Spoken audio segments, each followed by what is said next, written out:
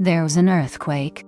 Not the movie kind with buildings collapsing, just one violent jolt that made the walls shudder and the kitchen cupboard scream. Plates rattled like they were dying. When it stopped, Nina stood in the doorway clutching her stuffed fox so tightly it looked like she thought it could bite the shaking away. She whispered my name, and I told her it was okay even though I was lying. By morning, a city inspector in a hard hat used the word unlivable, slapped a red notice on my front door, and walked away like he had simply said, "Good luck." I looked down at Nina's small hand in mine and realized I did not have a plan B, so I called my parents. Mom answered on the second ring and said of course I could come. Her voice was warm and quick, like it cost her nothing. I almost cried from relief. I did not stop to ask what exactly "you can come" meant. I did not think I needed to confirm that it included my 5-year-old daughter. Who calls their own mother to ask whether their child is allowed to? My parents lived 5 hours away, in the same house where I grew up. Mom and Dad were there, along with my older sister Mallory, her boyfriend Derek, and Mallory's 3 kids from her first marriage. It was crowded, sure, but there were spare rooms, and they were family. Nina and I packed fast. Clothes, toothbrushes, her fox, 1 bag of snacks. While I buckled her into the car, she asked if the house was really broken. I said yes. She asked whether Grandma's house was big. I told her it was big enough. By the time we pulled into the driveway, the sun was almost gone. The porch light was glowing the way it always did when I came home for holidays. For one brief second, I felt safe. Mom opened the door before I even knocked. She smiled and said I made it. Then she saw Nina standing behind me, and the smile stalled. "Oh, you brought her." I waited for the joke that never came. I said yes, because leaving a 5-year-old alone would have been difficult. Mom blinked and said they thought it would just be me. The house was packed. Mallory was there with the kids. Derek was using the den. The basement had been turned into a game room. There was nowhere to put another child. Behind my leg, Nina whispered that she could sleep on the couch. Mom sighed. Then she told me I could stay, but maybe Nina should stay somewhere else. For a second, I honestly thought I heard her wrong. I asked if she meant without the child. Mom nodded like she was offering the most practical solution in the world. Just until things settle. Nina's face crumpled before she could stop it. She whispered that she would be good. Mom gave her that thin smile adults use when they want to seem kind while still saying no. She said it was not about being good. The house was just too full. From the back room, I could hear video game sounds and laughter. I looked past Mom and thought about the so-called full house. The den was apparently too important, because Derek used it as an office. The basement had room for games. Mallory's kids had room because they lived there. But my daughter, standing right in front of them, with her fox tucked under one arm, was somehow the part that did not fit. Mallory appeared in the hallway with her phone in hand, and that polished expression she always wore when she wanted to look innocent. She said she was glad we were safe, but they really did not have another bed. Nina's fingers tightened in my coat. Mom folded her arms and said I could stay. They would figure that out, but Nina should probably stay somewhere else for a few nights. I stared at her. She was saying it so calmly that it almost made me laugh. Like separating a mother from her 5-year-old after an earthquake was just one of those messy little family logistics. Nina's voice cracked when she promised she would not be loud. That was the part that got me. Not the cruelty. The way my child immediately tried to negotiate her own existence downward. I asked Mom if she really thought I was leaving her. Mom told me not to make it harder. Harder than what? Harder than telling your granddaughter she does not fit in the house I am apparently still helping pay for. Mom told me not to be dramatic. I zipped Nina's coat and took her hand. She asked where we were going. I told her somewhere with space. I did not slam the door on the way out. I just walked back to the car while their voices and laughter leaked through the walls behind us, like nothing important had happened. The motel was 5 blocks away, with a flickering sign, cheap rates, and a room that smelled like bleach and old disappointment. I checked us in without really looking at the clerk. Nina curled up on one bed and fell asleep before she even kicked off her shoes. I sat on the other one, staring at a crack in the ceiling that split the room in two. It felt appropriate. That was us now. A clean break made ugly. Around 3 a.m, Nina stirred and asked if we were going home soon. I told her soon, because I did not know what else to say. I stayed awake listening to trucks move on the highway and wondering when my life had started sounding like something I would have told a client to document carefully. By morning, Nina was quiet in the car. Too quiet. Every time we passed a gas station, she asked if we were almost back home. I still did not have the heart to tell her we did not have one yet. So I called Janelle, a coworker, and one of the only people I trusted to hear the truth without turning it into a lesson. I told her what happened. She did not pause. She did not ask whether I may be misunderstood. She just said to come straight to her house because she had a spare room and Harper would love having Nina there. That was Janelle. Pure empathy in human form. 5 hours later, we were standing on her porch. The house smelled like coffee and laundry and ordinary life. Harper answered the door barefoot and smiled at Nina like this was the most natural thing in the world. She asked if Nina wanted to see her room. Nina nodded and disappeared down the hall like safety had opened a door, and she knew enough to walk through it before anyone changed their mind. Janelle handed me a mug and told me to stay as long as I needed. I almost cried then, not because of what she gave us, but because of how quickly she gave it. No negotiation. No ranking children. No who gets to count as family. Nina slept through the night for the first time since the quake. I did not. I lay awake realizing something I had spent years pretending was not really mine. I owned a third of my parents' house, and they had just told my child there was no space for her in it. I sat at Janelle's kitchen table the next morning, with insurance papers spread in front of me, when the thought became solid enough to say out loud, if Nina and I did not have room in that house, then why was I still paying for part of it? For years, I had been sending $200 every month for upkeep, a quiet family tax I never challenged because it was easier than dealing with the guilt. That house had always been spoken about like sacred property, something shared, something beyond questioning. But after standing on that porch and hearing my mother say I could come without my daughter, the whole thing changed shape. I opened my banking app and stopped the transfer. One tap. Done. It felt like cutting a leash I had forgotten I was wearing. Then I started looking at the deed. My share had come from my grandfather when I was 17. And because I had spent my whole life being treated like the child who should not take up space, I never really thought of that share as power. I thought of it as paperwork. Janelle came in while I was reading and asked what I was doing. I told her I was finally looking at what belonged to me. She did not try to soften it. She just said about time. That afternoon, I booked an appointment with a real estate lawyer. The next day, I sat across from Paula Franklin, a woman with a calm face and a granite voice who looked over the deed and told me exactly what I needed to hear. I was listed as tenant in common with my parents and my sister. That meant I could sell my share or petition for sale of the property, even if they lived there. Especially if they lived there.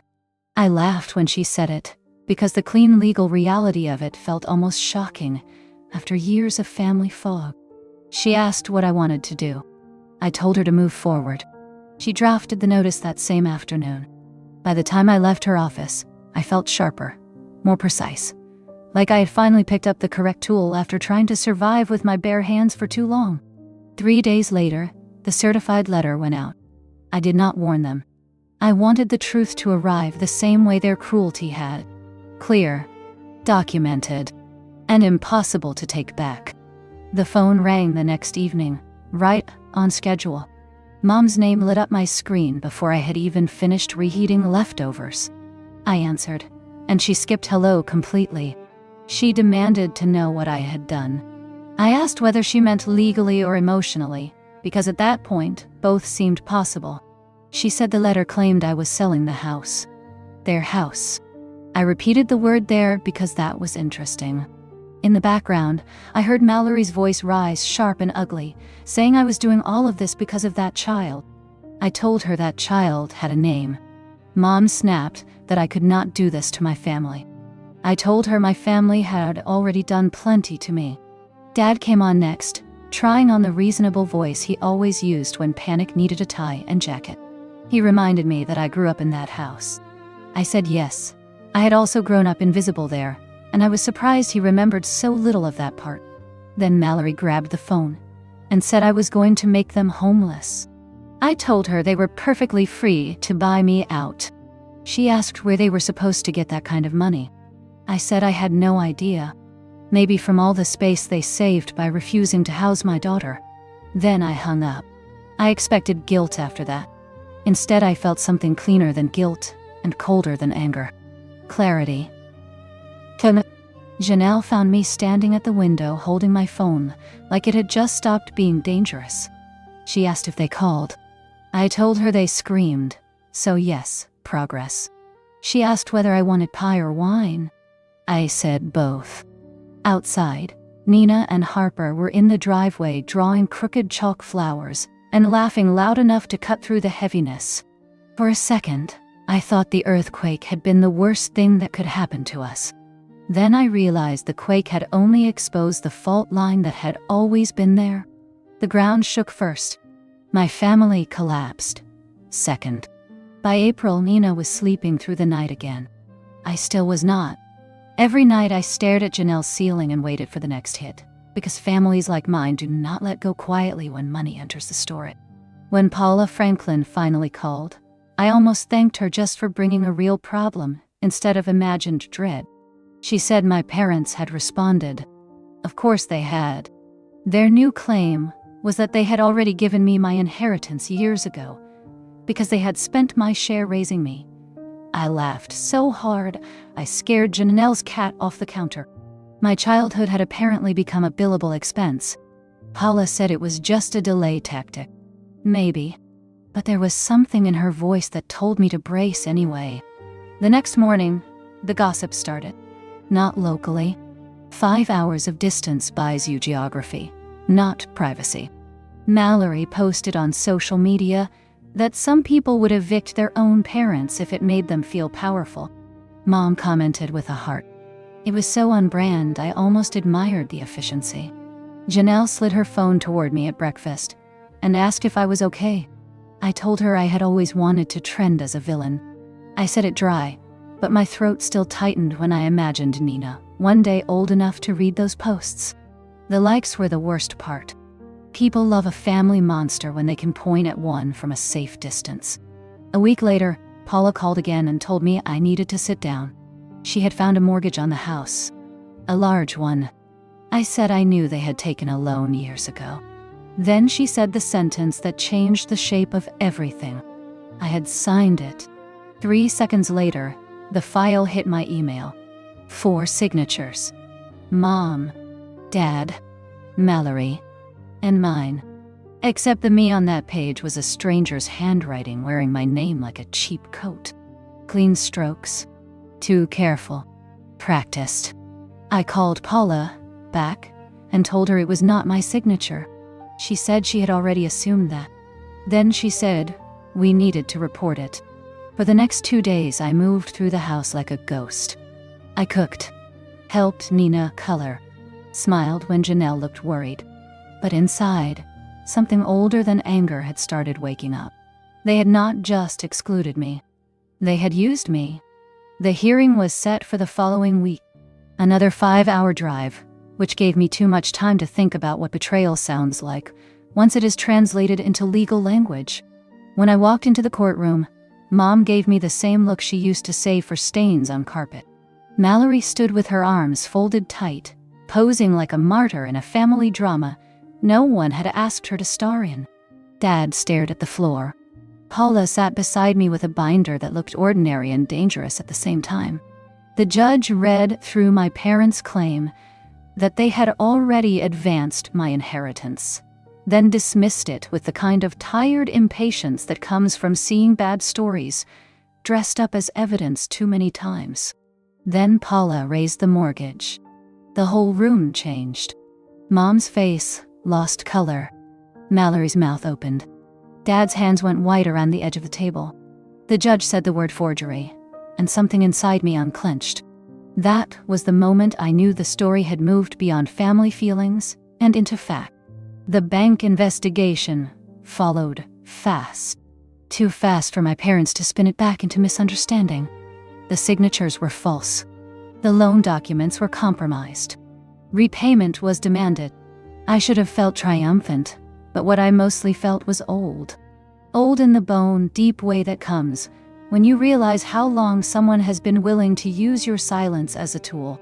Mom called me that night and asked how I could do this to them. I told her I was pretty sure I had not forged my own name onto their mortgage. She said I was remembering wrong.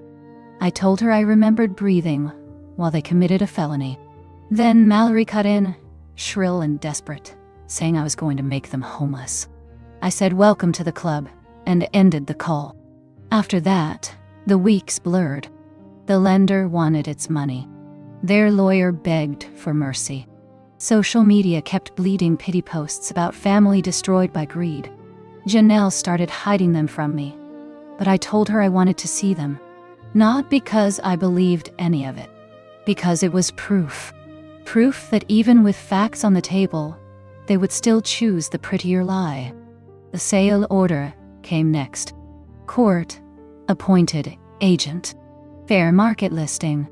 Just like that, the house I grew up in turned into a real estate link with polished photos and language about charm and space, as if sunlight and staging could erase the years that lived inside those walls. The pictures looked almost fake to me. Floors too glossy. Light too clean. No sign of the narrow converted laundry room that had been called my bedroom because I did not need as much space. No sign of the hallway wall crack I used to trace with my finger when I was 10 and trying to fall asleep without crying. Paula called the morning it sold. Her voice was steady, almost gentle. She told me the funds had cleared. After the mortgage payoff fees and everything else stripped away, my parents and Mallory would get almost nothing. My 1/3 was untouched. I thanked her, but my voice did not sound like mine. That night, Nina and Harper were out on the sidewalk with a bucket of chalk, covering the driveway in crooked flowers and suns with faces. Nina looked up and asked whether we were done now. I told her yes, we were done. But I knew money never ends the story cleanly. It only reveals who people become when it is gone. About an hour later, my phone buzzed with a text from Mom. She said they lost everything because of me. No apology. No confusion. Just accusation, crisp and familiar. I stared at it long enough for the letters to blur, then deleted it. Janelle came out with 2 beers and took one look at my face. She said I looked like someone who had survived a storm. I told her I had, but the people back there still did not know they were in it. Later that night, when the house had gone quiet and Nina was asleep in Harper's room, I lay awake thinking about the forged signature. Not just the crime itself, the care it took, the patience, the way someone has to practice your name to steal it well. That was the part I could not stop touching in my mind. Not the greed, the precision. A few months later, I was back in my own house. Repairs finished. New walls. New foundation work. No cracks. No red notice on the door. Just quiet. The place felt solid again. And this time, it felt solid in a way I trusted. The sale of my parents' house finally closed. It went for $618,000. After the mortgage, the legal fees, and all the wreckage were stripped away, my share came to $23,000. It was enough to pay off the rest of my own mortgage in full. One bank transfer, and suddenly this house belonged completely to me. Every wall, every square foot. No debt attached. No landlord. No family claim. Nina helped me tape a welcome home sign to the front door. She made it herself out of colored paper and crooked letters. She kept saying the house felt stronger now. Maybe she was right. Maybe homes do feel different once the people inside stop asking permission to belong there. As for the rest of them, gravity hit hard. Mom and Dad ended up renting a small studio on the edge of town. Mallory's boyfriend Derek disappeared the second the money was gone. She was left raising her 3 children alone, working 2 jobs, still posting soft quotes about forgiveness that somehow never mentioned fraud or forged signatures. We did not speak. We did not need to. The last I heard, they still blamed me, which was fine. They could hate me from rented walls. I had walls that did not shake anymore. Life got quieter after that. Nina still spent weekends with Harper. The 2 of them built blanket forts, painted each other's nails, and argued over who got the last popsicle like the world had always been safe. She started Aikido classes too. Balance, not force. She seemed to understand that instinctively. Sometimes when a truck passed and the ground trembled a little, I still flinched. But the house held. That was the difference now.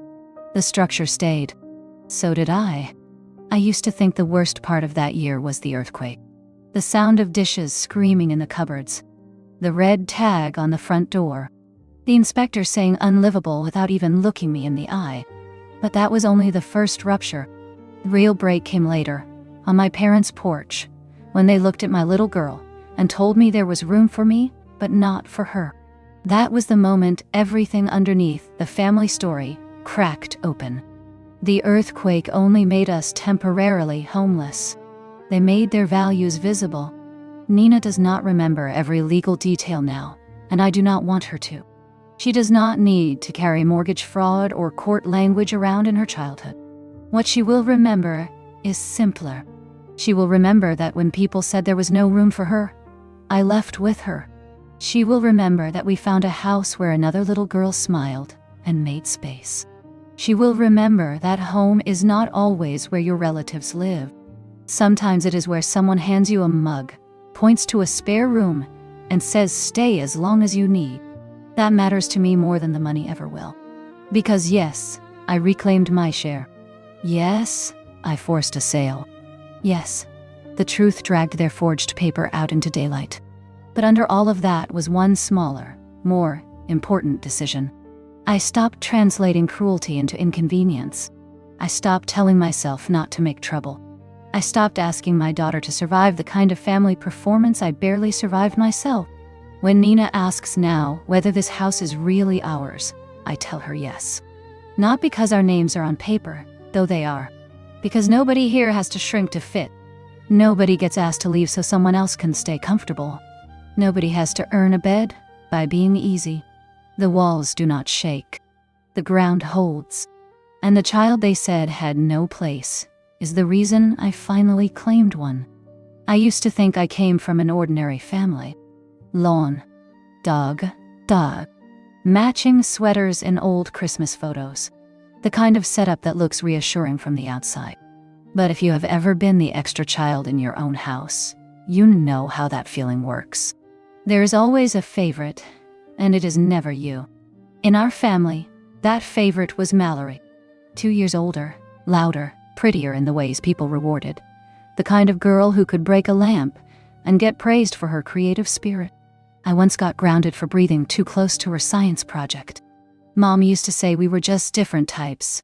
Dad called Mallory the achiever. Apparently I was the other type. I learned to make myself smaller early.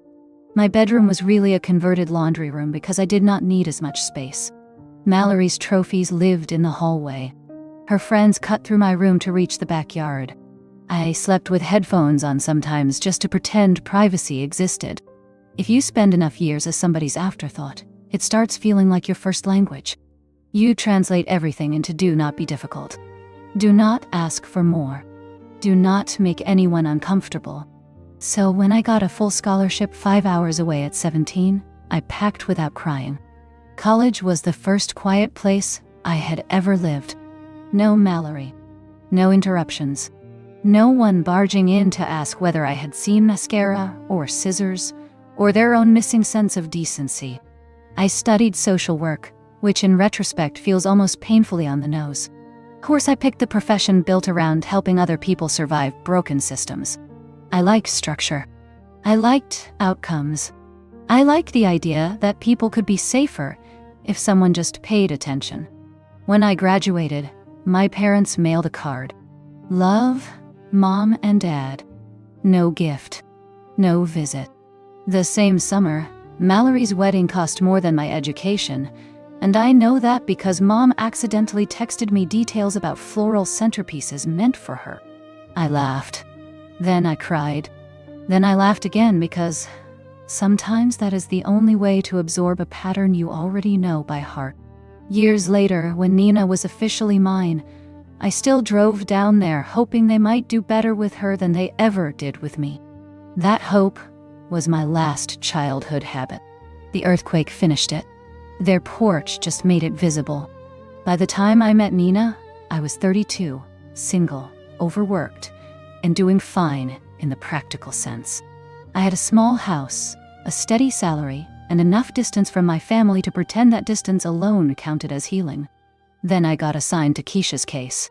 Keisha was in her 20s, unstable, drifting, already 2 arrests into a life she kept promising to reorganize next month. Nina was 2 years old then. Small curls, serious eyes, and the quiet watchfulness of a child who already knew adults were unpredictable weather. The first time I met her, she climbed into my lap like she had decided I was safer than the room. Keisha rolled her eyes and said Nina liked everybody. That was not true. Nina did not like everybody. She liked crayons. She liked routine. She liked quiet voices. For months, I did the work I was supposed to do. Home visits, reports, forms, follow-up. And every time I left, Nina stood at the window with that ridiculous purple cup, watching my car disappear. Then one week, Keisha did not answer the door. Or the next. Or ever again. She vanished. Maybe out of state, maybe out of the country, maybe just out of responsibility for good. Nina landed in emergency foster care. I could not sleep after that. I kept seeing her face at the glass. So I did the thing social workers are not encouraged to do. I stepped closer. I volunteered to foster her temporarily.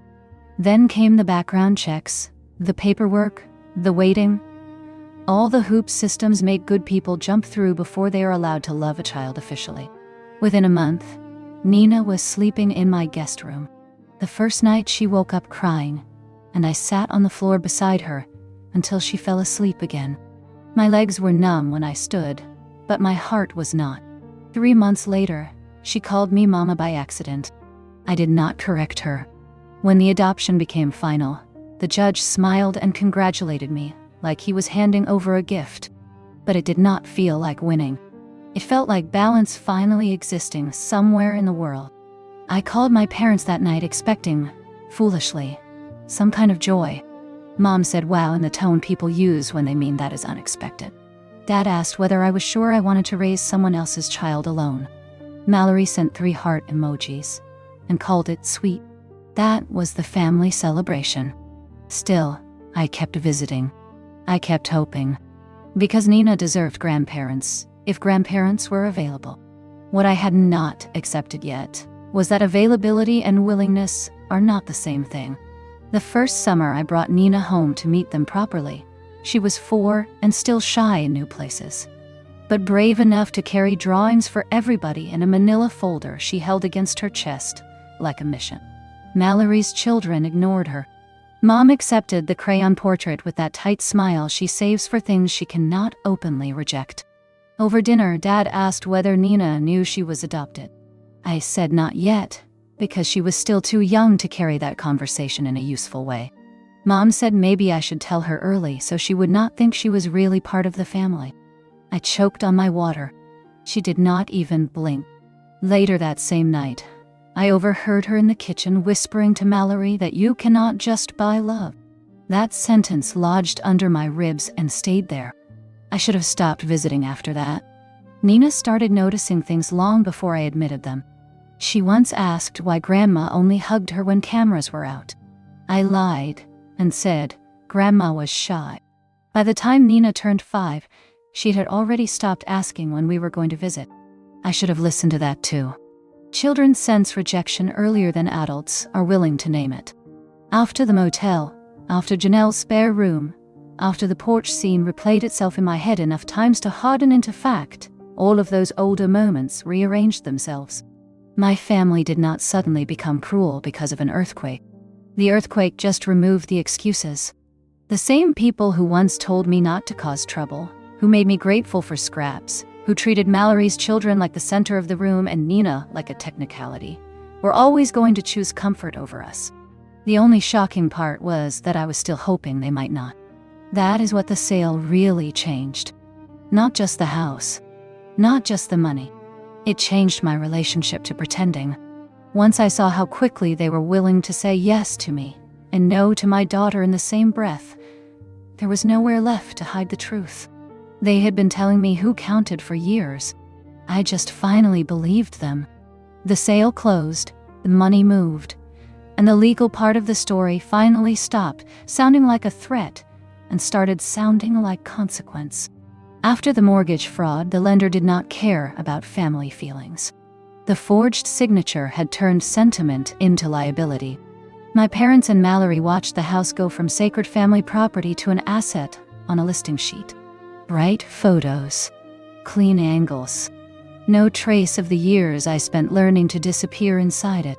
Once the sale cleared, every dollar from their side went straight into the hole they created. After the mortgage payoff, the legal fees, and all the debris of their own choices, they were left with almost nothing. My share came through untouched, enough to pay off the rest of my own mortgage in one clean transfer. That part felt almost unreal, not because of the money itself, but because for the first time in my life, something tied to my family actually made me safer instead of smaller. My parents ended up in a studio apartment on the edge of town. Mallory's boyfriend Derek vanished the second the numbers stopped looking useful. She was left raising her children alone and posting quotes about forgiveness that somehow never mentioned forged signatures or eviction. I did not answer any of it. I did not need a speech. The court had already translated the truth into language that mattered. At home, Nina helped me tape a welcome home sign to the front door. Crooked letters. Too much tape. Completely perfect. She kept saying the house felt stronger now. I think she was right. Maybe homes do change when the people inside stop begging to be allowed there. Sometimes trucks still rattled the street hard enough to make me flinch, but the walls held. The floor held. I held. That was the difference. What my parents lost was never really just a house. They lost the illusion that they could keep taking from me without ever making room for my child. What I gained was more than property. I gained solid ground. If I think about what all of this was really about, it was never just the earthquake. The earthquake only made the first crack visible. The deeper fracture had been there my whole life. I was the child who learned to shrink. Mallory was the child who got expanded around. Then Nina came into my life, and without meaning to, she walked straight into the same pattern. They called her sweet when cameras were out. They tolerated her when it was convenient. And the moment space became something they had to choose, they chose against her. That was the only truth I needed. Everything after that, the deed, the lawyer, the forged mortgage, the sale, was just the structure collapsing under the weight of what had already been true for years. Nina will not remember every legal detail, and I am glad for that. She does not need to carry mortgage fraud or courtroom language into her childhood. What I hope she remembers is simpler. She asked for space and I left with her. She needed safety and I found it. She was told there was no room. And I built us a home where nobody has to earn the right to stay. That is the real ending to me. Not revenge. Not victory. Not even justice in the dramatic sense. Just correction. A child who no longer checks whether she is too much before she speaks. A house that belongs to us in the plain, boring, glorious way things should. A life where no one gets to tell her she can stay only if she comes without herself. Sometimes she still asks whether this house is really ours. I tell her yes every time. Because it is. Not only on paper, in spirit, in practice, in the way the rooms sound when she laughs, in the way nobody here asks her to apologize for needing a bed. I spent years thinking peace meant not making trouble. Now, I know better. Peace is what happens after you stop begging for space and start claiming it.